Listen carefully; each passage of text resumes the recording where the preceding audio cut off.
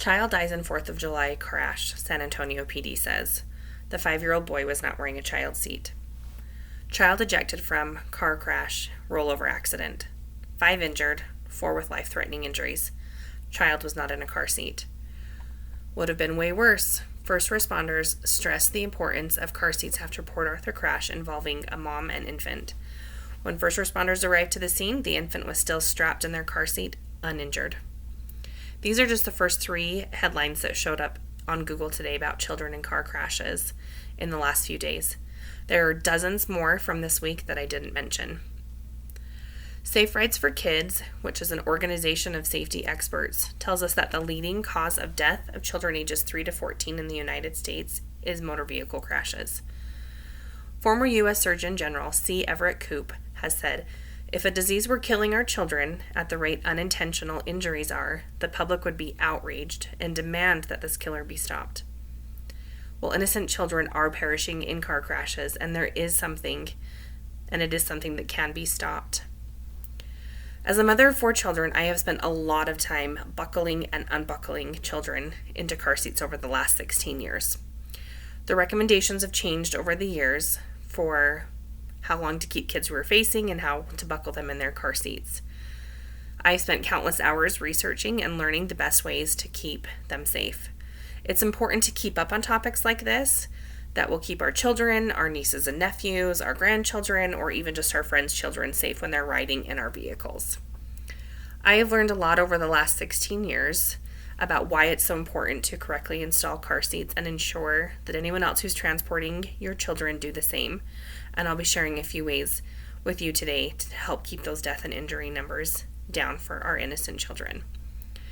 The Alabama News Center has found that every 3 hours, a child dies in the United States because of injuries sustained in car crashes. Safe Ride for Kids tells us this is because the vast majority, up to 90% of car seats, are either not installed properly or they're just not being used. Car seats are proven to reduce injuries and deaths in children, but they are only effective if they are installed properly and they're actually being used. According to an article from the Alabama News Center, using a car seat the way that it's intended can reduce the risk of death by up to 71% and serious injury by up to 45%. These are huge numbers.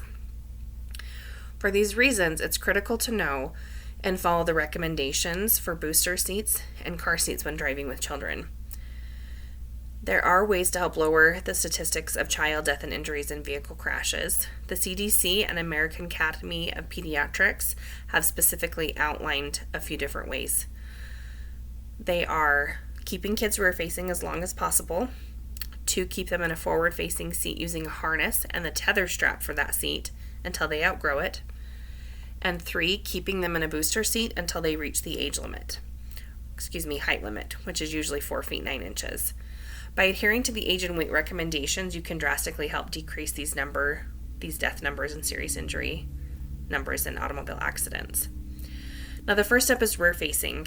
By allowing children to sit rear facing until they outgrow their seat, which is usually after the age of 3 or between 30 and 40 pounds, you are protecting their head and their neck from injury during a crash. This allows the back of the car seat to absorb the brunt of the impact and distributes the remaining forces of the crashes along the child's entire back, which is the strongest part of their body. A study conducted by The Ohio State University's Medical Center shows that rear-facing car seats provide good protection for those young children in vehicle crashes.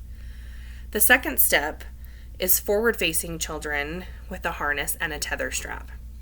The University of Michigan Transportation Research Institute, or UMTRI for short, I know it's a mouthful, conducted a study and shows a video of how the tether that latches from the car seat to the vehicle on a forward-facing car seat provides even more protection for children's bodies that they need until they're tall enough to sit in just a booster seat.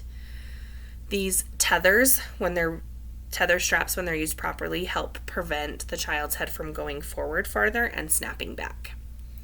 The third step is using a booster seat once the child has outgrown the forward-facing seat. The Washington State Booster Seat Coalition website includes information that booster seats provide protection against head injury up to 4 times better than seatbelts alone for older children who have outgrown the 5-point harness seats. I personally turned my 16-year-old son around forward facing the day he turned 1. That was the recommendation back then, rear face until they're a year old. However, as times have changed and studies have shown the need for rear facing longer, I have progressively kept the rest of my children rear facing longer and longer. A few arguments that I hear about keeping kids rear facing or in a booster seat past a certain age or height is my child won't be able to see, my child is so uncomfortable, or my daughter is so embarrassed to be in a booster with her friends. However, my youngest child just turned 4 and he's been happily rear facing his entire life. He doesn't know what he's missing out on.